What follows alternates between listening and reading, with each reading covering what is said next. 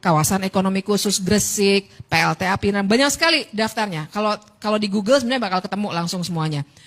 Termasuk cetak sawah baru di Pulau Pisau, Kalimantan Tengah, pembangunan waduk Sepaku, banyak sekali. Bayangkan itu semua mulai dari bandara, bendungan, jalan tol, semuanya diberi kemudahan.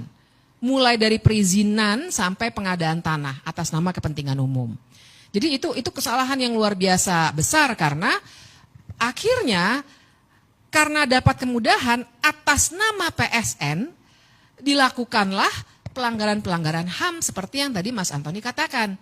Jadi atas nama PSN, kalau lihat kasus di Pulau Rempang, itu misalnya diusirlah masyarakat adat yang sebenarnya sudah tinggal di situ sejak nenek moyang mereka, bahkan sejak Republik Indonesia belum menjadi Republik Indonesia, diambil tanahnya atas nama PSN dan kemudian kalau mereka menolak dan akhirnya terjadi konfrontasi dengan aparat keamanan, akhirnya digunakanlah gas air mata secara berlebih-lebihan. Kalau waktu itu ibu bapak ingat, sampai anak-anak kecil di sekolah-sekolahan itu sakit matanya, pingsan dan lain sebagainya. Apakah itu pelanggaran HAM? Iya, karena penggunaan gas air mata secara berlebihan dan menyakiti orang lain, apalagi anak-anak, itu merupakan pelanggaran hak asasi manusia yang harusnya diusut lebih lanjut begitu. Nah, jadi itu situasi yang terjadi. Dan kalau begini, mungkin ada pertanyaan juga, kenapa sih perlu ada PSN? Dan kenapa baru pas zamannya Jokowi aja, mulai 2016 itu ada PSN? Saya kira kita semua tidak anti total pada pembangunan.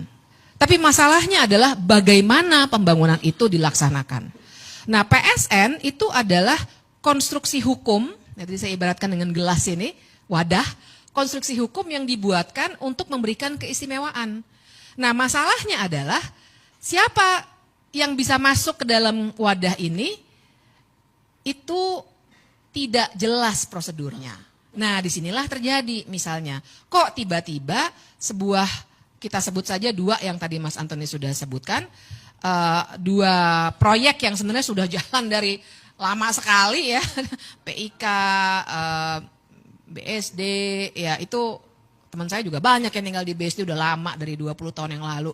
Tapi kenapa baru masuk sekarang? Karena proses kapan suatu proyek itu masuk atau keluar, nggak ada yang keluar sih sejauh ini ya. Semuanya masuk aja, orang dikasih kemudahan, siapa yang nggak mau.